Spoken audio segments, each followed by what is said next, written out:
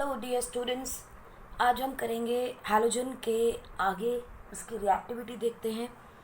Halogen की general configuration हमने देखी, उसकी रिएक्टिविटी, ऑक्सीडेशन स्टेट देखा, फिजिकल स्टेट देखी, किस तरीके से फ्लोरीन के जो रिएक्शंस हो रही हैं, हैलोजन्स की जो रिएक्शंस हो रही हैं वो किस तरह से ऑक्सीडेशन नंबर को चेंज कर रहे हैं, what are the possible oxidation states of the halogens, वो सारी हमने देखी। हमने केमिकल प्रॉपर्टीज़ में सबसे पहले देखी थी ऑक्सीडेशन स्टेट। आज हम देखेंगे केमिकल रिएक्शंस। इसे हम केमिकल रिएक्शंस कह देते हैं, बट मेरे हिसाब से this is the chemical reactivity of halogens with water. आज सबसे पहले हम विद वाटर देखते हैं, how they are going to react with water. Halogens with water. सबसे पहले देखते हैं, चलिए, फ्लोरीन के साथ। बच्चों, फ्लोरीन जो है it is highly electronegative. Hydrogen के साथ इमीडिएटली रिएक्ट करेगा, हाइड्रोजन बॉन्ड बनाएगा and it is going to form a dimer also. देखिए क्या होगा, it is highly exothermic reaction, यानी एक्सप्लोजिव भी हो सकती है, बहुत ज़्यादा हीट रेडिएट करेगा। सो होगा क्या इसके अंदर, H3O positive ion will be formed and H negative will be formed. Along with that, oxygen will be liberated. Fluoride ion बनेंगे, H3O positive आयन बनेगा और oxygen gas will be liberated. और इस केस में हम देखते हैं जो हाइड्रोजन है, आयन जो बना है H positive, that is going to react with fluorine to form a dimer. ठीक, ये है अगर आपकी फ्लोरीन जो है वो लिमिटेड अमाउंट में है। अगर फ्लोरीन ज़्यादा हो जाए तो क्या होगा, अगर फ्लोरीन ज़्यादा हो जाए, इन एक्सेस हो, तब क्या होगा, अनडाउटेडली जो वाटर का मॉलिक्यूल बचा हुआ है, यहाँ से H पॉजिटिव लिया, F के साथ रिएक्ट किया, it is going to form H2F2। अगर ज़्यादा होगा तो it will take all of the hydrogen from the water and it is going to liberate ozone gas. Basically hydrogen fluoride बनेगा और ऑक्सीजन की जगह आपको ओजोन मिलेगा, because more of the oxygen will be free. तो देखिए, अगर limited amount में है तो ऑक्सीजन इज लिबरेटेड, अगर ज़्यादा अमाउंट में आपको फ्लोरीन मिलता है सो ozone will be liberated. Chlorine के साथ भी अगर ये रिएक्शन हो बच्चों तो ये स्पॉन्टेनियस है, यानी कि इट कैन एक्कर ऑन इट्स ओन, हमें हीट करने की ज़रूरत नहीं होती। लेकिन यहाँ बनेगा क्या आपके पास, HOX प्लस HX, माने it is going to form hydrohalic and hypohalous acid. Hydrohalic acid that is like hydrogen chloride, hypohalous acid माने HOCl। सो यहाँ हम लिख सकते हैं HOCl एंड HCl। सो देखिए, HCl is hydrogen chloride, so hydrogen chloride, hydrochloride, hydrochloric acid. HOCl mean hypohalous acid, so this is called as hypochloro acid. This is hypochlorous acid.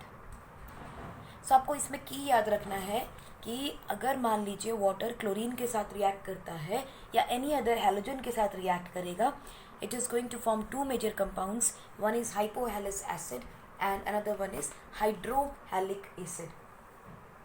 क्यों करेगा, क्योंकि आप देखिए water is going to dissociate into OH negative ion and H positive ion. Chlorine will undergo as a homolytic cleavage. As a result homolytic cleavage की वजह से they are going to form two different molecules, right. अगर हम chlorine के साथ यही reaction bromine के साथ देखें तो this reaction is also spontaneous. Again देखिए क्या बनाएगा, HOI plus HI, hypoiodous acid and hypoiodide chloride, iodic chloride acid. लेकिन sorry, this is bromine we are talking about, okay. So HOBr and HBr will be formed. ये दोनों reaction spontaneous तो हैं, chlorine की भी और ब्रोमीन की भी स्पॉन्टेनियस हैं, but these reactions are slow. ये रिएक्शन स्लो क्यों है बच्चों? Because the electronegativity of chlorine, bromine and iodine is less than fluorine. So इस वजह से ये रिएक्शन स्पॉन्टेनियस ज़रूर है, मगर these reactions are not very fast reactions. अब अगर यही रिएक्शन आप आयोडीन के साथ करेंगे तो आप समझ ही गए हैं, this reaction is not spontaneous. This is not spontaneous, non spontaneous reaction. क्यों? Due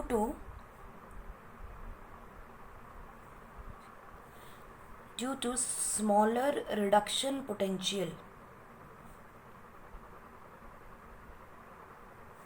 of iodine than oxygen। Means iodine की रिड्यूसिंग पावर बहुत कम है as compare to oxygen. Therefore you can say that iodine can not oxidize water to oxygen. ठीक है, पानी को वो ऑक्सीजन में कन्वर्ट नहीं करेगा, माने उसमें से हाइड्रोजन को रिमूव नहीं कर पाएगा और उसको ऑक्सीडाइज नहीं कर पाएगा। क्यों? क्योंकि वो खुद उसको ले नहीं पाएगा। ठीक है, it is not going to form a stable bond. So देखिए, इसको थोड़ा सा और तरीके से समझते हैं, तो आपको ध्यान रखना है। Reduction potential is directly proportional to oxidizing power. So reduction potential of halogen is directly proportional to the oxidizing power of the halogen. जिसका जितना ज़्यादा रिडक्शन पोटेंशियल होता है वो उतना स्ट्रॉन्ग ऑक्सीडाइजिंग पावर हो जाती है उसकी, दूसरे को ऑक्सीडाइज कर पाएगा। So and vice versa. इस पॉइंट का ध्यान रखेंगे, राइट? आगे देखते हैं, इसमें इसको थोड़ा सा एक्सप्लेन करते हैं आपको हाउ इट इज़ हैपनिंग। देखिए, हमने वाटर को लिया, it is going to dissociate into H positive and OH negative ion. Iodine also is going to undergo a dissociation, heterolytic cleavage है, I positive and I negative ion, because इसकी जो bond dissociation energy है वो कैसी है? लो, तो जल्दी टूट जाएगा। अब जब जल्दी टूट गया तो ये क्या बनाएगा बच्चों? Look at it, OH negative is going to get connected with I, so you will get HOI, and H positive is going to react with I negative and it is going to form HI.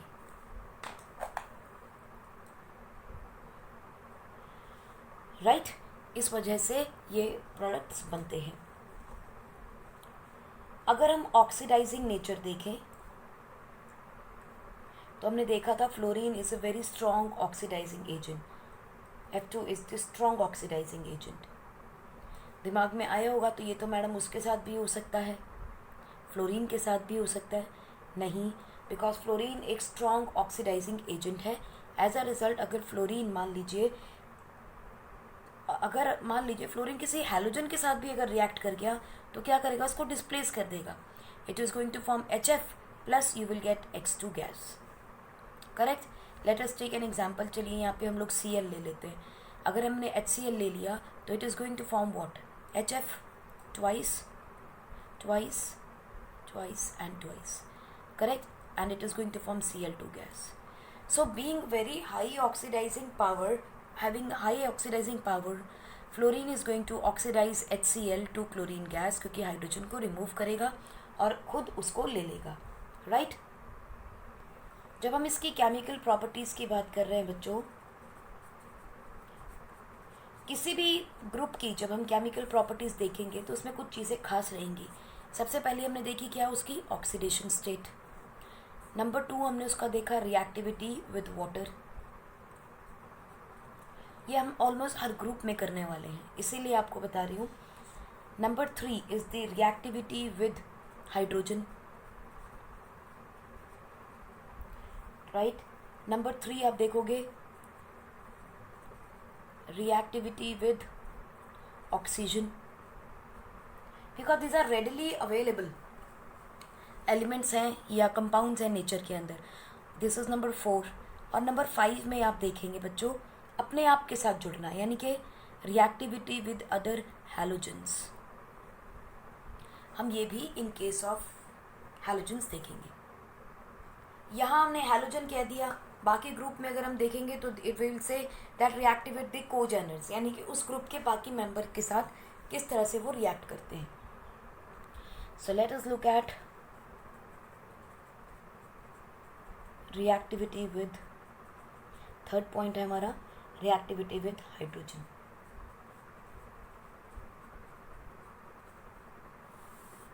देखिए hydrogen के साथ जब ये react करेंगे तो क्या क्या बनाएंगे. एक तो बहुत सिंपल सी बात, रिएक्शन आपने बेसिक याद रखना है. हाइड्रोजन भी डाइमोलिकुलर है और हमारे हैलोजेंस भी डाइमोलिकुलर है. जब भी रिएक्ट करेंगे कोई ना कोई आपका हाइड्रोहेलिक एसिड बनाएंगे. Right, this is the basic reaction that we are going to look into. तो चलिए देखते हैं. ये रहा हमारा हाइड्रोजन. इसके साथ सबसे पहले देखिए फ्लोरीन रिएक्ट करता है अगर, तो क्या बनाएगा हाइड्रोजन फ्लोराइड. और अभी अभी हमने देखा कि हाइड्रोजन और फ्लोरीन की बॉन्डिंग बहुत स्ट्रांग होती है, स्टेबल कॉन्फ़िगरेशन बनाता है, स्टेबल कंपाउंड बनाता है. इसका मतलब amount of heat energy generated will be very high. So इस वजह से ये वॉयलेंट हो जाता है. ये रिएक्शन काफ़ी हाई एनर्जी रिलीज़ करेगी, एक्सप्लोजिव की तरह. क्लोरीन जो है it is going to form HCl. और ये किस रिएक्शन, ये स्पॉन्टेनियस है लेकिन this is going to need some kind of light energy. So diffused sunlight की प्रेजेंस में ये रिएक्शन होती है. ब्रोमीन के साथ आगे बढ़ते जाएंगे तो रिएक्शन थोड़ी डिफ़िकल्ट होने लगती है, तो हमें इसको हीट करना पड़ता है. और अगर आयोडीन के साथ देखोगे आप, हीट के साथ साथ हमें क्या चाहिए, कैटलिस्ट भी चाहिए. और यहाँ हम कैटलिस्ट जो यूज़ करते हैं दैट इज़ प्लैटिनम, Pt. सो आप देखिए हाइड्रोजन फ्लोराइड के साथ रिएक्शन वॉयलेंट है, अंधेरे में भी हो जाएगी. लेकिन क्लोरीन के लिए मुझे रोशनी चाहिए और ब्रोमीन के लिए मुझे उसको हीट भी करना पड़ेगा. बनेगा प्रोडक्ट वही HBr और यहाँ क्या बनेगा HI. ठीक है, should write HI rather than IH, HI. ठीक, प्रोडक्ट्स यही बनने वाले हैं. अब इनकी कुछ खासियत है वो देखते हैं हम लोग क्या है. अगर हम हाइड्रोजन फ्लोराइड का स्ट्रक्चर देखेंगे तो देखो कैसा बनता है. मैंने कहा था डाइमर बनाता है. डाइमर क्यों बना रहा है, because of the presence of hydrogen bond. Look at it, it is going to form like this. ठीक, डाइमर बनाता है, so we can not take the another one. ये पूरा एक मॉलिक्यूल बनता है इसका डाइमर. ठीक है जी. और इसमें एंगल जो रहता है that is 140 degree. Yes, it can form another structure also जिसके अंदर ये बाइंड करता चला जाएगा, बट इट विल डिपेंड कि how stable configuration and how stable the compound will be. अगर स्टेबल होगा इट विल मूव फ्रॉम, दो डाइमर जो है इकट्ठे मिलके एक नया मॉलिक्यूल बना सकते हैं, लेकिन हाइड्रोजन बॉन्डिंग की वजह से ही वो बनेगा. And this is very strong hydrogen bond, हमें पता है इट इज़ दी. इसके लिए हम इसको पॉलीमर भी बना सकते हैं इसका. अब देखो अगर मान लीजिए मैं एक्सटेंड कर देती हूँ इसको, so it is going to form a polymer. दो हैं तो डाइमर बन जाएगा, ज़्यादा है तो पॉलीमर बन जाएगा. So can we say HFN is the polymer of hydrogen fluoride. We can say it. इसका स्ट्रक्चर इसीलिए कैसा बनता है, लाइक पहाड़ों जैसा. राइट, और क्योंकि इसमें हाइड्रोजन बॉन्ड है तो इसका स्टेट ऑफ मैटर क्या रह जाता है, it is not liquid gas, it is liquid in state. Right, बाकी की सब कैसे हैं, गैसेज हैं. These all are gases in nature, right? अब अगर हम इसके melting point, boiling point in सबको रिलेट करें तो आई एम श्योर आप लोग एक्सप्लेन कर पाएंगे. सो चलिए मेल्टिंग पॉइंट, बॉइलिंग पॉइंट पे पहले देख लेते हैं. आप देखिए क्योंकि हाइड्रोजन और फ्लोरीन के बीच में हाइड्रोजन बॉन्ड बन रहा है, it is very strong. So undoubtedly इसका मेल्टिंग पॉइंट और बॉइलिंग पॉइंट काफ़ी हाई मिलेगा as compare to the other molecules और the other hydrides. So the melting and boiling point of HF is highest in the group. बाकी में general trend है, down the group it is going to increase. Why, because molecular mass is increasing.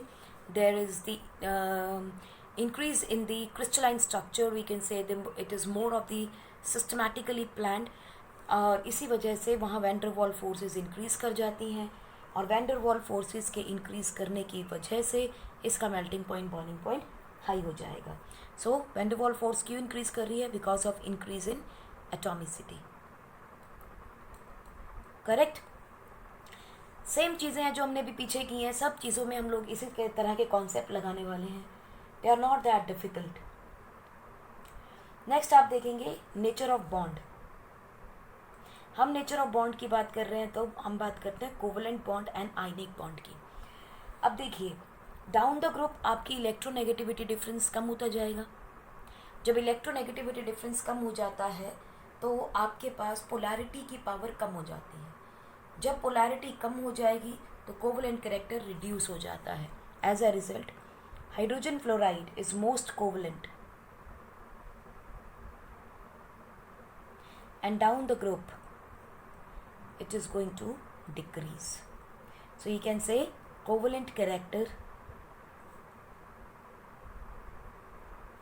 decreases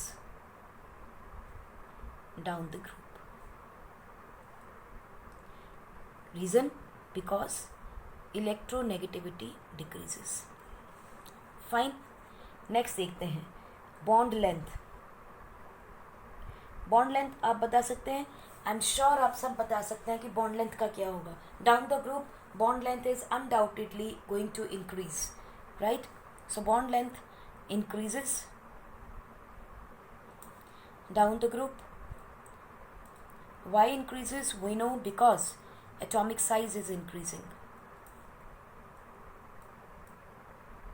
अब अगर bond length increase करती है तो मुझे बताइए कि बॉन्ड डिसोसिएशन एनर्जी का क्या होगा.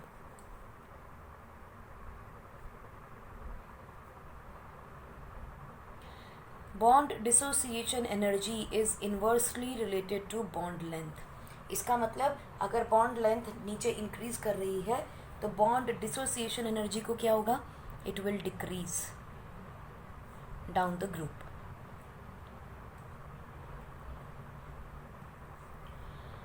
सो we can say the trend for bond length क्या हो जाएगा आपका? HF की बॉन्ड लेंथ सबसे छोटी, HCl की उससे बड़ी, HBr की उससे बड़ी और HI की सबसे बड़ी. लेकिन बॉन्ड डिसोसिएशन एनर्जी में ट्रेंड क्या हो जाएगा? उल्टा. इसकी सबसे ज़्यादा वैसे भी ज़्यादा होगी बिकॉज ऑफ हाइड्रोजन बॉन्डिंग, और बाकी नीचे बॉन्ड लेंथ इंक्रीज कर रही है तो बॉन्ड डिसोसिएशन एनर्जी डिक्रीज करेगी. अच्छा चलिए फिर बॉन्ड स्ट्रेंथ भी बता दो क्या होगी. हमें पता है कि बॉन्ड स्ट्रेंथ जो होती है it is inversely proportional to bond length and it is directly proportional to bond dissociation energy. जिसकी जितनी ज़्यादा बॉन्ड डिसोसिएशन एनर्जी उतनी ज़्यादा bond strength. So the trend will be जिसकी जितनी same as that of bond dissociation energy. ठीक. I hope it is clear, not at all difficult. चलिए तो नेक्स्ट देखते हैं हम thermal stability.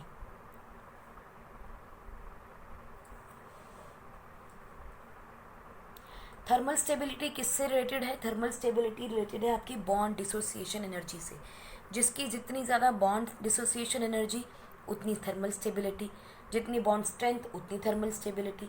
So again it is directly proportional to bond dissociation energy, it is directly proportional to bond strength. So इसका मतलब यहाँ भी ट्रेंड क्या रहेगा? HF is more than HCl is more than HBr is more than HI. Is that okay? I am sure it is clear. So let us just take a quick recap इससे पहले कि हम आगे बढ़े. Melting point and boiling point down the group increase करते हैं. Down the group increase करता है. क्यों करता है? बिकॉज वैन डर वाल फोर्सेज इंक्रीज करती हैं. लेकिन हैलोजन यानी HF जो आपका है इसकी सबसे ज़्यादा मिलेगी आपको. ठीक. HF की सबसे ज़्यादा होगी और HCl का बॉइलिंग पॉइंट मेल्टिंग पॉइंट आपको सबसे कम मिलेगा. नेचर ऑफ बॉन्ड की बात करें तो covalent character according to Fajans rule. I am hoping कि आपको याद होगा. क्लास 11 का टॉपिक है फजान्स रूल.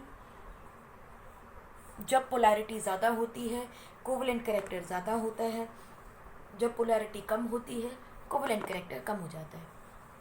सो ऊपर पोलैरिटी ज़्यादा है इसलिए मोर कोवलेंट कैरेक्टर. यहाँ पोलैरिटी कम होगी कम covalent character. So down the group electronegativity is decreasing, polarity is decreasing. यहीं पे लिख लेते हैं polarization power decreases.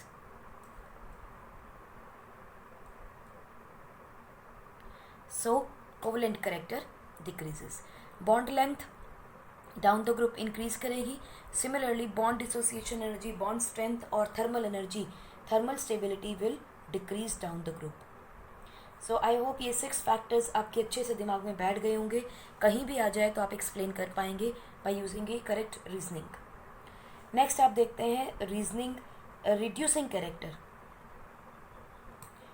Reducing character जो जल्दी टूट सकता है, जो जल्दी टूट सकेगा वो उतनी जल्दी हाइड्रोजन को छोड़ देगा. क्योंकि HF है, HCl है, HBr है. जो बॉन्ड टूटेगी जल्दी वो जल्दी H को रिलीज़ करेगा. इसका मतलब किसी और को ये जब ये H देगा उसे रिड्यूस करेगा. Because addition of hydrogen is reduction and removal of hydrogen is oxidation. खुद ऑक्सीडाइज हो जाएगा, दूसरे को रिड्यूस करेगा क्योंकि खुद लूज करेगा H. Correct. So reducing power down the group will increase. क्योंकि थर्मल स्टेबिलिटी के अगर साथ रिलेट करें तो it is inversely proportional to thermal stability. So what we should be the order? Down the group reducing power will increase.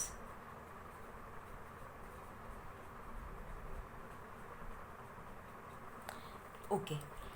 Next आप देखो, अभी हमने बात की थी ये H पॉजिटिव छोड़ेगा. बच्चों जो H पॉजिटिव देते हैं वो एसिडिक होते हैं, basic. Yes they are acidic होते हैं. इसका मतलब down the group acidic character increase करेगा या डिक्रीज करेगा.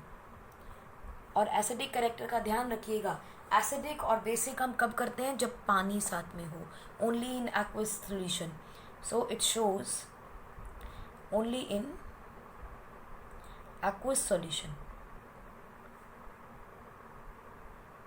सो हमने कहा जब एक्वस सॉल्यूशन के अंदर इसको मिक्स करते हैं तो जिसकी बॉन्ड स्ट्रेंथ कम होगी वही तो H पॉजिटिव जल्दी देगा. इसीलिए डाउन द ग्रुप आप देखेंगे सेम ऑर्डर आपको मिलेगा, that of reducing character.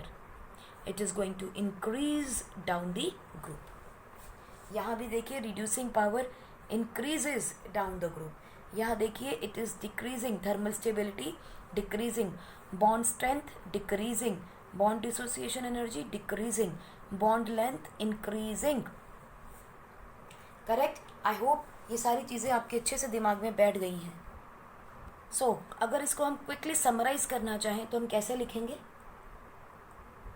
अगर हम acidic character point of view से ले लें इसका तो देखिए एसिडिक कैरेक्टर जो है it is directly proportional to reducing power. It is inversely proportional to thermal reactivity और stability.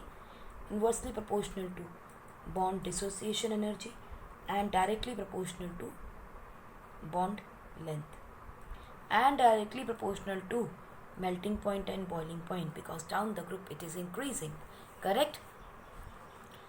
So reducing power down the group increasing, thermal stability down the group decreasing, bond dissociation energy decreasing, bond length increasing, melting point boiling point increasing, acidic character increasing.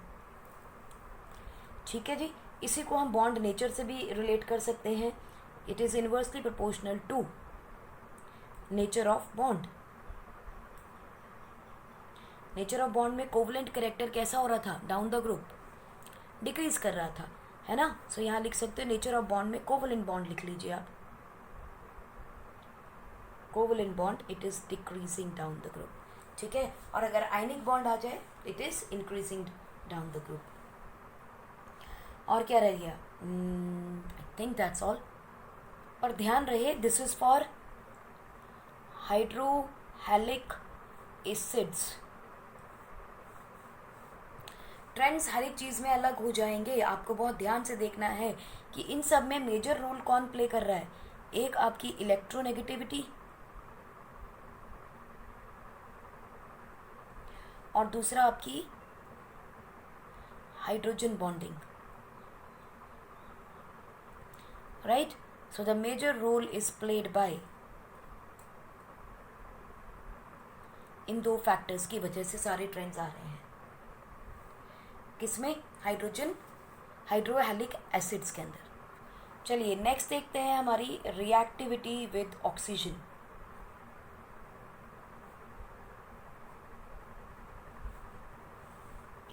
Reactivity with oxygen. तो चलिए यहाँ लिखते हैं हम लोग oxygen को,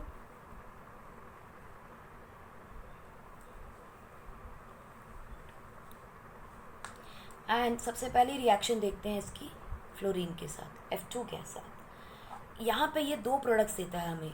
पहला product आता है आपका OF2 और दूसरा कौन सा है O2F2। अब आप समझ गए होंगे, एक में क्या है, फ्लोरीन ज़्यादा है और एक में फ्लोरीन कम थी। जहाँ फ्लोरीन ज़्यादा है वहाँ OF2 बन जाएगा, जहाँ पर आपको ऑक्सीजन ज़्यादा मिलती है तो O2F2 मिलेगा। ऑक्सीजन कम है, लिमिटेड सप्लाई में है, you will get OF2. All of those, both of these are called as fluorides or fluorinating agents.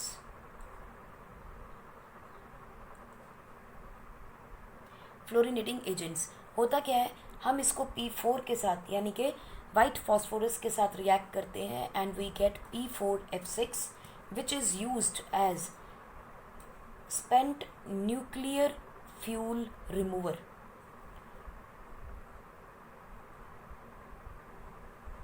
For safe removal. अब आपको पता है न्यूक्लियर फ्यूल के अंदर हम लोग बहुत सारी चीज़ें यूज़ करते हैं विच आर रेडियो एक्टिव, तो उनको बाइंड करके ही आप रिमूव कर सकते हैं, एज इट इज़ नहीं छोड़ सकते हैं। सो उसके अंदर आप फॉस्फोरस को और फ्लोरीन को एक साथ यूज़ करते हैं, they act as a binding agent for the radioactive material.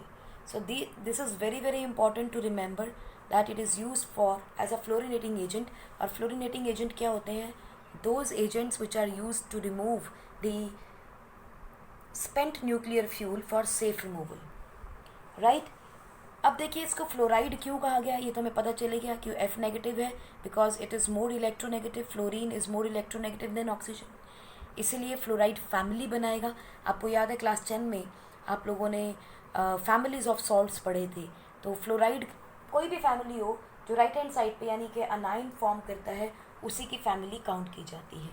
सो यहाँ आपको एक और चीज़ ध्यान रखनी है, OF2 जो है इट इज़ स्टेबल, ये फिर भी नेचर में स्टेबल मिलता है, लेकिन O2F2 जो है it can decompose, it is very very unstable, it can decompose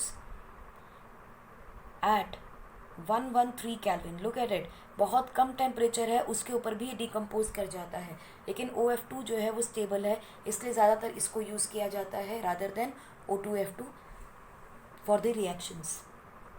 अब देखिए एग्जाम्पल एक और, O2F2 की रिएक्शन जब हमने H2S के साथ की तो हमें क्या मिलता है, we get hydrogen fluoride because it is strong oxidizing agent, hydrogen को लेके बैठ जाएगा।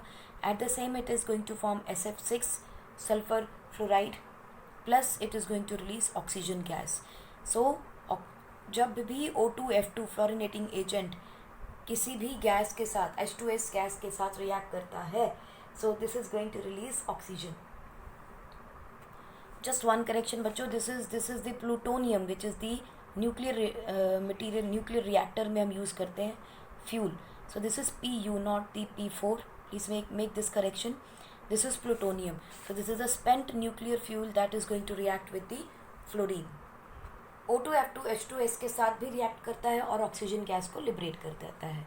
सो अगर मान लीजिए ऑक्सीजन के साथ फ्लोरीन की रिएक्शन होती है तो फ्लोराइड्स बनते हैं, क्यों, क्योंकि उसकी इलेक्ट्रोनेगेटिविटी ऑक्सीजन से ज़्यादा होती है। लेकिन अगर ये क्लोरीन के साथ, ब्रोमीन के साथ, आयोडीन के साथ रिएक्ट करता है तो ये ऑक्साइड ही बनाएगा, क्योंकि oxygen is more electronegative than all the 3 halogens.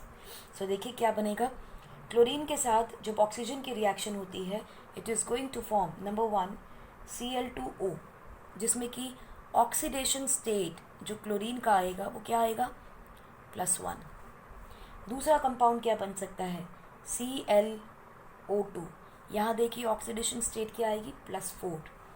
दूसरा कंपाउंड क्या बनेगा, Cl2O6, it is based upon how much oxygen is available to react with chlorine. जितनी ज़्यादा ऑक्सीजन मिलेगी उतना ज़्यादा ऑक्सीडाइजिंग पावर बन जाएगी उसकी, सो ऑक्सीडेशन स्टेट बढ़ती चली जाएगी। सिमिलरली Cl2O7 देखिए +7 ऑक्सीडेशन स्टेट आ गया। Now these all are going to be powerful oxidizing agent. सोचिए क्यों, क्योंकि जितनी ज़्यादा ऑक्सीडेशन नंबर होता है उतना ही स्ट्रांग वो एसिड हो जाता है, यानी उतनी ही ज़्यादा उसकी ऑक्सीडाइजिंग पावर हो जाएगी.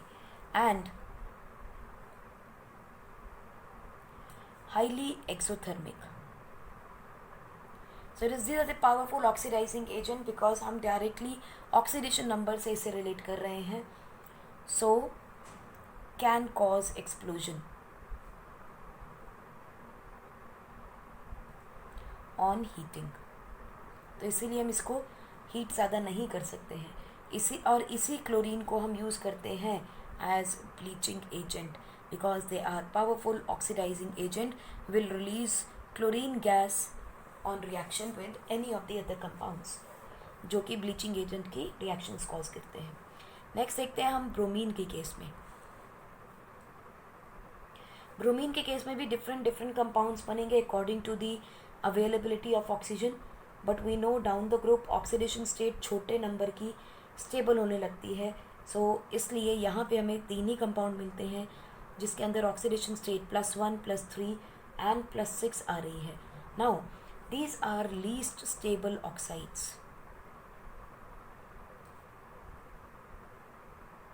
and exist only at very low temperature. Why? Because they are thermally unstable. Why thermally unstable? Because of low bond dissociation energy. इसीलिए ये थोड़े टेम्परेचर पर भी डिकम्पोज हो जाते हैं. So they decomposes even at room temperature. इसीलिए इन्हें अगर स्टोर करना हो तो बिलो रूम टेम्परेचर ही स्टोर किया जाना चाहिए. क्लोरीन के केस में अगर हम देखेंगे तो यूजुअली जो हम यूज़ करते हैं as a bleaching agent it is ClO2. और इसीलिए क्योंकि सबसे ज़्यादा यूज़ किया जाता है एज अ ब्लीचिंग एजेंट, इसीलिए हम इसकी सबसे इम्पॉर्टेंस रखते हैं इन दी केमिस्ट्री. हम देखते हैं हैलोजेंस के अगर ऑक्साइड स्पेसिफिकली क्लोरीन के ऑक्साइड देखने हो तो लैब में या इंडस्ट्रियली इसकी मैन्युफैक्चरिंग जब करनी होती है तो हम ClO2 की मैन्युफैक्चरिंग करते हैं क्योंकि ये ब्लीचिंग एजेंट की तरह काम करता है. And then we know bleaching agent है बहुत सारी और इंडस्ट्रीज़ में भी काम का होता है. अब देखिए इसकी अगर हम फॉर्मेशन करते हैं तो यहाँ पर एक छोटी सी रिएक्शन कर लेते हैं. सोडियम क्लोरेट को अगर हम सल्फर डाइऑक्साइड के साथ रिएक्ट कर देते हैं इन एसिडिक मीडियम तो this is going to form ClO2 plus Na2SO4. This is the industrial preparation for ClO2.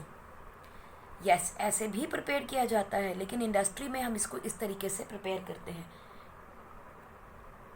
जिसके बारे में हम बात करेंगे जब हम कंपाउंड्स की बात करेंगे इसके, राइट, क्लोरीन के कंपाउंड्स या ऑक्साइड्स की बात करेंगे.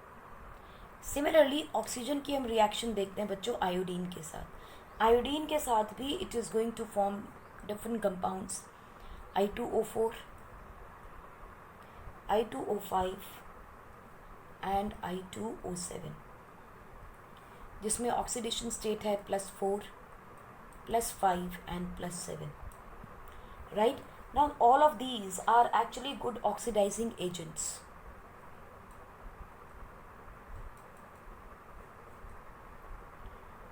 But these all are insoluble solids and they are used to estimate carbon monoxide कि नेचर में या कहीं भी जिस जगह पे भी कार्बन मोनोऑक्साइड अवेलेबल है कितने अमाउंट में है क्वांटिटेटिवली उसको एस्टिमेट करने के लिए हम आयोडीन के इन ऑक्साइड्स को यूज़ करते हैं. Before we see how this is going to happen, एक इम्पॉर्टेंट पॉइंट आप सुनिए बच्चों. एक क्वेश्चन आता है अक्सर, among oxides of halogens what is the stability order. या इसमें कई बार क्वेश्चन आता है why oxides of bromine are least stable. ये क्वेश्चन कई बार आता है और इसमें अक्सर स्टूडेंट्स कंफ्यूज हो जाते हैं, तो थोड़ा सा ध्यान से देखिएगा इसको. देखिए आपके पास फ्लोरीन के ऑक्साइड्स जो हैं हमने बात की वो OF2 एंड O2F2 है।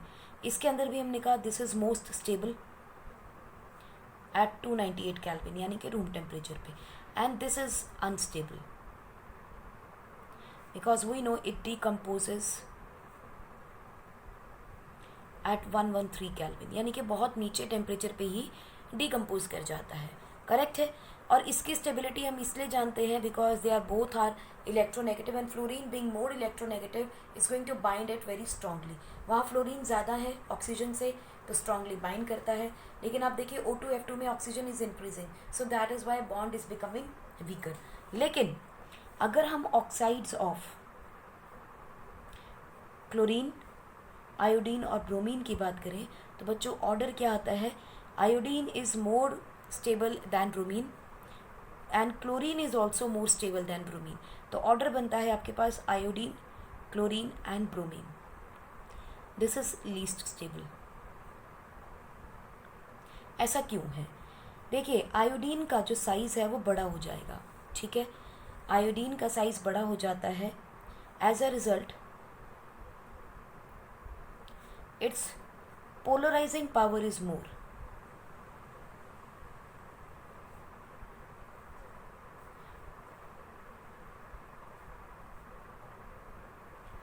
ठीक।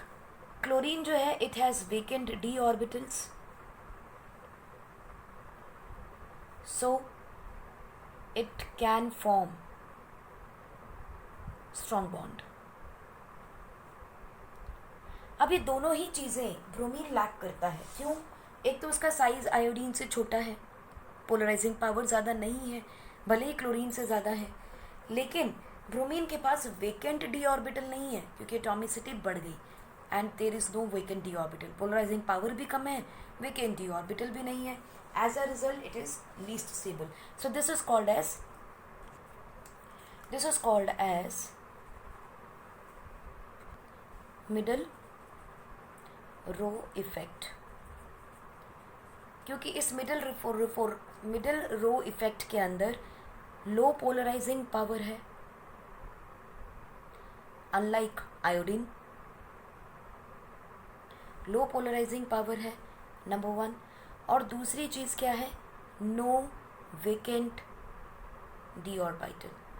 अब यहाँ डी ऑर्बिटल भी भर गए हैं, सो दोनों चीज़ें ही लैक करता है। Because of this middle row effect bromine के जो ऑक्साइड्स होते हैं दे आर लीस्ट स्टेबल। चलिए नेक्स्ट हम देखते हैं किस तरह से आयोडीन के जो ऑक्साइड्स हैं they are being used in estimation quantitatively for carbon monoxide. ठीक, देखिए क्या होगा यहाँ, आपने लिया है आपका आयोडीन का, अच्छा इसमें आयोडीन के जो ऑक्साइड्स हैं ना बच्चों, इसमें सबसे अच्छा ऑक्सीडाइजिंग एजेंट कौन है, ये है। Experimentally, it has been found out that I2O5 is the best oxidizing agent among all the three। ठीक, इसीलिए हम इसी को यूज़ करते हैं for the estimation of carbon monoxide present in the compound. Like we use I2O5 and at 673 Kelvin it is going to decompose into iodine gas and oxygen gas। Balance करेंगे तो 2 हो जाएगा यहाँ। ठीक, अब होगा क्या, देखिए I2O5 इसके अंदर आप देखो 5 ऑक्सीडेशन स्टेट है इसका, and it is going to react with H2S just like हमने O2F2 की रिएक्शन की थी। H2S के साथ रिएक्ट करेगा तो ये -2 है। हमने कहा ये गुड ऑक्सीडाइजिंग एजेंट है, it means sulphur has to move towards the positive oxidation state. ठीक, जब इनकी रिएक्शन होगी तो ये क्या बनाएगा बच्चों, ये बनाएगा H2O plus iodine gas will be liberated plus sulphur will be given out. ठीक, दोनों केसेस में देखिए iodine gas is being liberated, यही कॉमन है और यही इम्पॉर्टेंट भी है। आयोडीन अपनी नेटिव स्टेट में है, एलिमेंटल स्टेट में, तो ऑक्सीडेशन नंबर इसका भी 0 हो गया। सो लुक एट इट, +5 से हम कहाँ पहुँच गए, 0 पे। सो it is getting reduced itself, getting reduced, और ये देखिए -2 से +0 पे आ गए हैं। This is the oxidation. ठीक, सो मैक्सिमम एक्सपेरिमेंटली रिएक्शंस देखी गई जो आयोडीन के ऑक्साइड्स की, वो I2O5 के साथ देखी गई, इसीलिए उसे अच्छा रिड्यूसिंग एजेंट माना गया। सो एस्टिमेशन के लिए हम क्या करते हैं, I2O5 की रिएक्शन आप कार्बन मोनोऑक्साइड के साथ कीजिए। अब हमें पता है यहाँ पर आयोडीन की है 5, आयोडीन की 5 है, it is going to produce iodine gas, that is the elemental state, 0 बनना ही बनना है इसने, ठीक। आयोडीन छोड़ेगा तो ऑक्सीजन किसको देगा, कार्बन मोनोऑक्साइड को।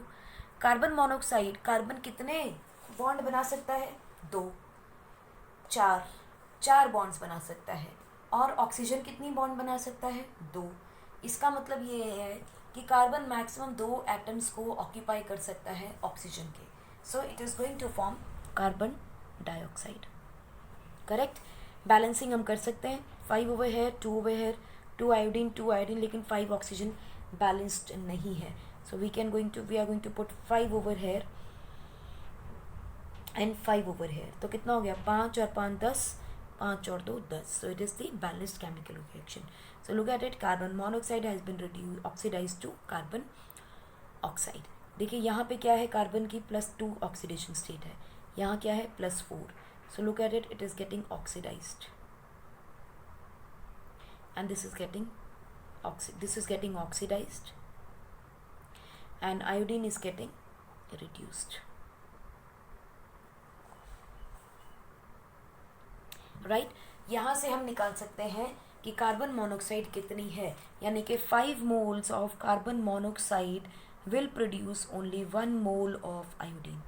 So we can multiply how much iodine has been liberated, या how much I2O5 has been used. तो यहाँ भी देखिए 1 mole of I2O5 is going to oxidize 5 moles of carbon monoxide. So we can use the ratio 1:5. Correct? या हम ये भी देख सकते हैं 5 कार्बन मोनोऑक्साइड 1 आयोडीन प्रोड्यूस करते हैं, how much iodine has been produced, क्योंकि ये जितना यूज़ करोगे उतनी ही आयोडीन रिड्यूस होगी, निकलेगी, तो जितनी आयोडीन निकली है उसको आप 5 के रेशो में यूज़ कर सकते हैं। सो अगर हम आयोडीन और कार्बन मोनोऑक्साइड का रेशो लेते हैं इट विल बी 5:1, और अगर आप I2O5 और कार्बन मोनोऑक्साइड का लेते हैं it is going to be 1:5. So this is how quantitatively we are going to analyze the amount of carbon monoxide present in the compound.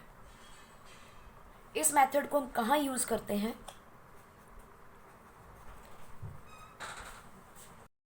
it is the analytical method of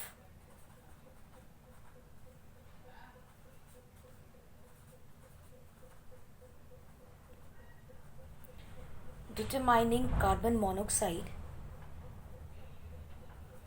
in atmosphere and in other gases. माने कहीं भी कोई भी gaseous material आपके पास पड़ा है या atmosphere में हमें कार्बन मोनोऑक्साइड की कॉन्सेंट्रेशन देखनी है, we will use iodine oxide and we will find how much iodine is being released or how much iodine oxide we are using for the reaction. So we can use the ratio of 1:5, we can find out how much carbon monoxide is present. Next हम देखते हैं reactivity with metal. Reactivity with metal. सो अगर हम reactivity with metal देखें तो कोई भी halogen जब किसी भी मेटल के साथ रिएक्ट करेगा it is going to form metal halide, simple metal halide. For example अगर सोडियम के साथ मान लीजिए क्लोरीन रिएक्ट करता है तो आपको क्या मिल जाएगा, NaCl। मैग्नीशियम रिएक्ट करता है क्लोरीन के साथ, आपको मिल जाएगा MgCl2। Just the number of moles will be different, ठीक। सिमिलरली चलिए ब्रोमीन के साथ रिएक्ट करता है, you will get MgBr2, correct.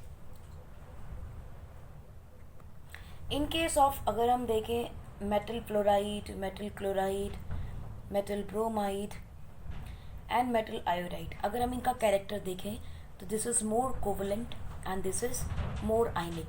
Y so, because आप देखिए metals are electropositive and fluorine is most electronegative. So by Pachan's rule, electronegativity difference is more. जहाँ electronegativity difference ज़्यादा होता है आयनिक करेक्टर ज़्यादा होगा। ठीक है, as we move downward ionic character कम हो जाएगा बिकॉज इलेक्ट्रोनेगेटिविटी कम हो जाएगी। So we know that fluorine जो है वैसे भी मोस्ट रिएक्टिव एलिमेंट होता है। If metal shows more than one oxidation state,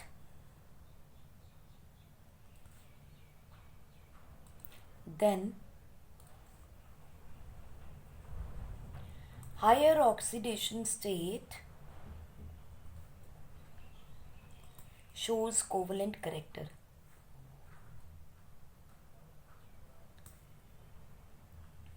अब अगर फिर से आपको फजान्स रूल याद आ जाए तो आप इस क्वेश्चन का आंसर दे सकते हैं। For example we have tin chloride, stannous chloride in the oxidation state number 4 +4 और ये +2।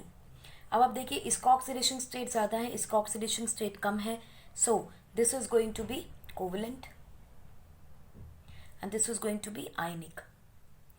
एक फजान रूल ये कहता है जिसमें इलेक्ट्रोनेगेटिविटी डिफरेंस ज़्यादा हो वो आयनिक होता है। दूसरा रूल ये कहता है बच्चों कि जब कटायन का साइज छोटा हो और अनायन का साइज बड़ा हो, राइट, तो पोलराइजेशन पावर बढ़ जाता है। जैसा हमने आयोडीन के केस में देखा था, आयोडीन एक बहुत बड़ा अनायन है तो पोलराइजेशन पावर बढ़ गया था, करेक्ट। इतना बड़ा साइज ब्रोमीन में नहीं मिलता इसलिए उसकी पोलराइजेशन पावर कम थी। सो अगर अनायन का साइज बड़ा हो और कटायन का साइज छोटा हो तो पोलराइजेशन पावर बढ़ जाती है। सो कोवलेंट नेचर और कोवलेंट कैरेक्टर इंक्रीजेस।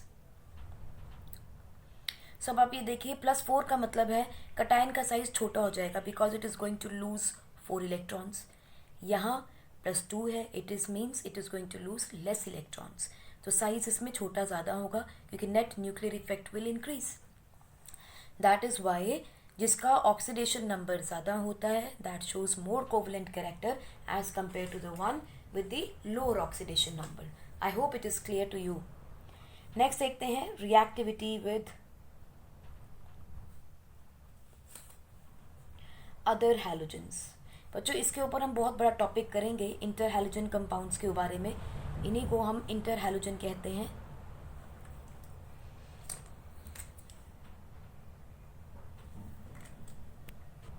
इन्हें हम इंटर हैलोजन कंपाउंड्स कहते हैं, राइट। अब इसके अंदर आप देखोगे जो भी इंटर हैलोजन कंपाउंड बनेंगे, लेट अस से वी हैव AX3 X5 और चलिए A भी लिख लेते हैं AX7। अब इसके अंदर जो X है ना बच्चों, ये it is going to be more electronegative element. ये हमें पता ही है क्योंकि उसी के नाम से फैमिली को जाना जाता है। So this is going to be more electronegative element. और A जो होगा ना बच्चों, it is the larger atom, going to be larger atom, यानी कि साइज बड़ा हो जिसका एटम का वो इलेक्ट्रोपॉजिटिव हो जाता है ज़्यादा, ठीक है। एज अ रिजल्ट उसकी इलेक्ट्रोनेगेटिविटी कम हो जाएगी। सिमिलरली जो साइज मोर इलेक्ट्रोनेगेटिव एलिमेंट है that is going to be on the anion side. For example electron देखिए आई का एटम सबसे बड़ा होता है, ठीक है, and chlorine is more electronegative because down the group electronegativity decreases. So ICl या ICl3 जैसा हमने ऊपर लिखा था, ICl5 एंड ICl7 भी हो सकता है। सिमिलरली आप देखिए A has to be the larger atom and X has to be the more electronegative atom. So most electronegative atom कौन है? फ्लोरीन। तो क्या क्लोरीन के साथ कंपाउंड नहीं बनाएगा? Chlorine is larger than fluorine, तो ClF3 भी मिलेगा हमें, ClF5 भी मिलता है और ClF7 भी मिलेगा। सिमिलरली आपको IF7 भी मिल सकता है, correct, because fluorine is most electronegative and I is the largest atom. So yes, definitely I will be forming a compound with fluorine where its oxidation number will be +7. Otherwise we know that +7 oxidation state down the group जो है वो unstable होने लग जाती है.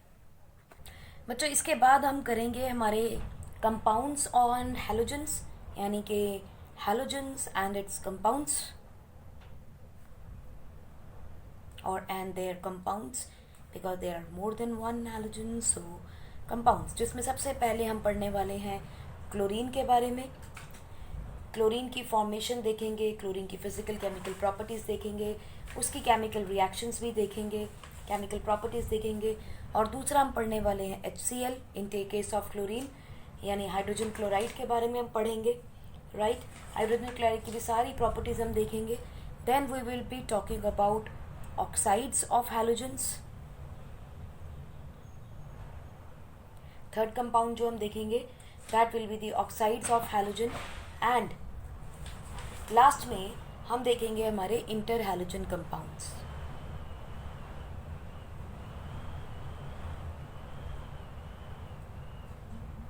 Inter halogen compounds.